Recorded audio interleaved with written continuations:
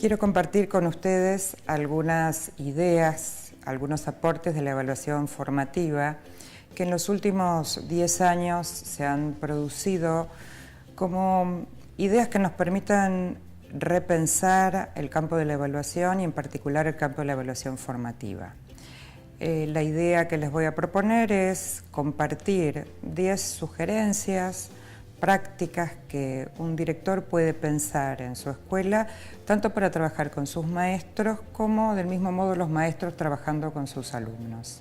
La primera sugerencia que quiero compartir de la retroalimentación es cuándo, cómo y de qué modo decimos lo que decimos.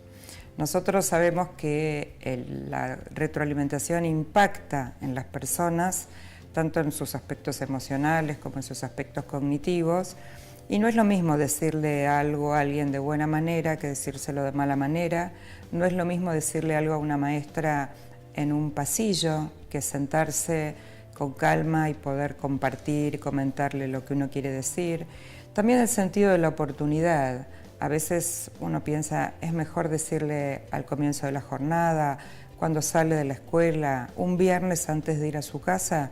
Son todas ideas que nosotros deberíamos pensar cuando decidimos ofrecer retroalimentación a un docente o a un alumno. La segunda sugerencia tiene que ver con el clima en el cual uno piensa ofrecer retroalimentación y que si nosotros pensamos un espacio y un tiempo y un modo de vincularse y de comunicarse con los docentes y con los alumnos, tenemos que pensar que este clima sea de tranquilidad, un clima no punitivo, un clima en donde el error forme parte del proceso de aprendizaje. Si no, las retroalimentaciones que ofrecemos podríamos decir que caen en el vacío, no son consideradas, no se toman en cuenta. La tercera sugerencia tiene que ver con hacer explícitos los criterios, los estándares, las expectativas de logro, depende cómo sean definidos en cada jurisdicción, de tal manera que los docentes sepan qué se espera de ellos, los alumnos sepan qué se espera de ellos y estos criterios, estos modos de enunciar lo que se espera sean públicos y compartidos. La cuarta sugerencia está vinculada con la anterior porque tiene que ver otra vez con los criterios. Los especialistas dicen que sería bueno compartir los criterios con los docentes en el caso de su desempeño y en el caso de los alumnos con respecto a sus aprendizajes, porque la verdad es que cuando uno va construyendo los criterios, va aprendiendo de aquello que está discutiendo, pensando, analizando. Por ejemplo, si les proponemos a los alumnos que aprendan qué es redactar o cómo se redacta un buen cuento, si nosotros discutimos con ellos primero qué es un buen cuento y qué no es un buen cuento, y lo hacemos con un ejercicio muy simple como traer muchos libros de cuentos y poner en una pila cuentos que creemos que son buenos y cuentos que creemos que son malos. Y preguntarle a los alumnos por qué están en la pila de buenos los cuentos buenos y por qué están en la pila de malos los cuentos malos. Y los alumnos empiezan a decir porque tiene imágenes, porque es corto, porque es largo, y uno va registrando estas ideas y con eso va construyendo criterios. ¿Cuál es la intención de compartir, construir, de hacer público los criterios? Que no solamente los utilice el docente para evaluar, sino que sean los propios alumnos que los puedan utilizar para autoevaluarse y también para evaluarse entre pares. Esta misma idea piénsenla para evaluar a los docentes, para que los docentes se autoevalúen y se evalúen entre pares. La quinta sugerencia tiene que ver con qué oportunidades ofrecemos nosotros desde la conducción para que los mismos docentes y los mismos alumnos identifiquen sus problemas, sus fortalezas, sus debilidades, en lugar de señalarlos siempre desde afuera. Parte del ejercicio de retroalimentación a veces es parafrasear lo que un alumno dice o lo que un maestro dice. Inmediatamente el alumno dice, no, pero no es eso lo que yo quería decir, por ejemplo. Y entonces no hace falta que uno le diga nada acerca de su debilidad o de su fortaleza, sino es el mismo alumno o es el mismo docente quien lo reconoce. Esto esta manera, digamos, de pensar la retroalimentación, otra vez, y aludiendo a la sugerencia anterior, permite que un alumno se autoevalúe, que un docente se autoevalúe y que el ejercicio de retroalimentación no sea siempre decirle lo que tiene que hacer, sino empoderar a los alumnos y a los docentes para que ellos mismos identifiquen cómo están yendo, cómo les está yendo en la escuela, cómo están ejerciendo su rol como docentes.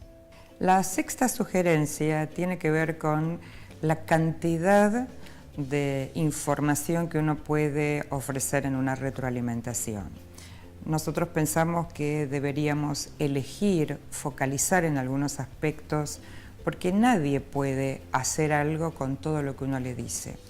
Un ejemplo puede ser, si yo corrijo una producción de un alumno, no puedo señalarle 20 cosas en su producción, porque la pretensión de la retroalimentación sería que el alumno haga algo con lo que yo le estoy sugiriendo, proponiendo. Y si recibe 20, es muy difícil operar con esas 20 sugerencias o propuestas. Entonces, la idea es que nosotros como directivos o como maestros podemos registrar mucha cantidad de información, pero al momento de pensar en la retroalimentación debemos focalizar en aquellos aspectos que sean más relevantes para mi grado, para mi institución, porque tiene que ver con el proyecto que estamos encarando este año, porque tiene que ver con los procesos de mejora que queremos considerar, y entonces eso nos ayuda a priorizar, a jerarquizar, a elegir algunos de estos aspectos y trabajar con esa retroalimentación.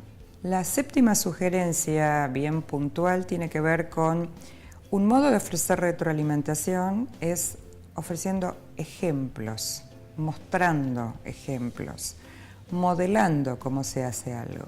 Nosotros tenemos siempre alguna historia de crítica a los modelos conductistas y entonces parece que mostrar o modelar no está bueno porque entonces el alumno o el docente no construye.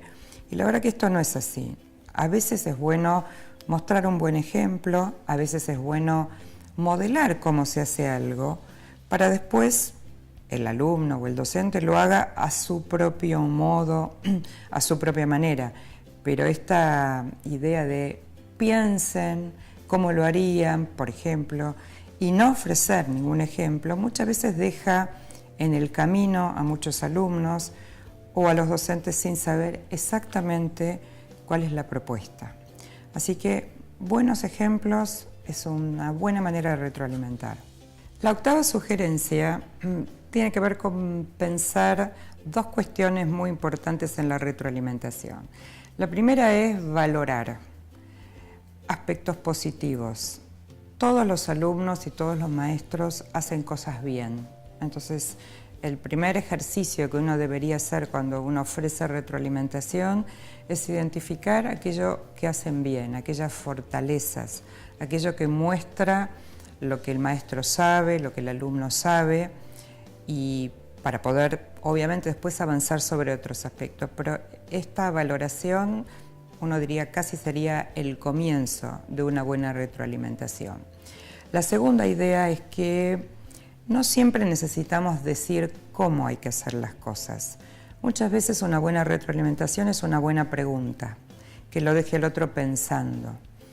Los dos aspectos, la de la pregunta y la de la valoración, van a impactar también, como dijimos antes, sobre el campo de la autoestima, no solo sobre los conocimientos o sobre los aspectos cognitivos de un estudiante o de un maestro, sino sobre su autoestima, y sabemos que quien se siente bien, se siente reconocido, tiene muchas más posibilidades de aprender más y mejor. La novena sugerencia tiene que ver con qué esperamos que el otro haga con lo que le ofrecemos como retroalimentación. Y algunos autores usan una analogía muy linda que es la analogía del paquete, ¿no? Y uno dice, ¿qué hace una persona cuando recibe un paquete? Puede hacer muchas cosas. Puede devolverlo al remitente, puede quedarse con el paquete y abrirlo, puede guardarlo para más adelante, puede tirarlo a la basura. Y nosotros no queremos que la retroalimentación ni vaya a la basura, ni quede olvidado, queremos que el alumno y el docente hagan algo con aquello que les proponemos, les preguntamos, les sugerimos.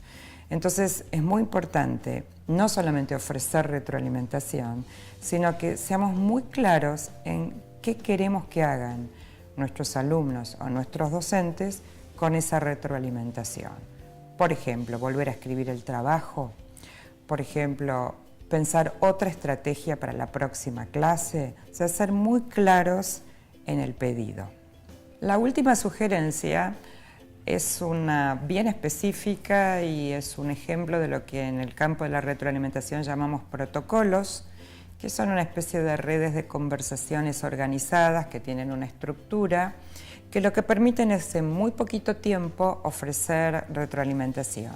Este es un ejemplo de muchos otros que hay y consiste en 3 preguntas. La primera es ¿a dónde voy? Y tiene que ver con entender lo que dijimos al principio, ¿no? ¿Cuáles son los objetivos? ¿Por qué estoy yendo para allá? ¿No? Tener claro a dónde voy. La segunda es ¿cómo me está yendo? ¿Cómo estoy yendo? ¿Qué creo que está bien? ¿Creo que debería mejorar? ¿Qué recurso necesito? ¿Qué ayuda necesito? El tercer punto es ¿cómo sigo? Porque tenemos que pensar en el futuro, tenemos que pensar hasta aquí llegué, ¿qué más tengo por delante? ¿Hacia dónde voy? ¿Qué otros aprendizajes?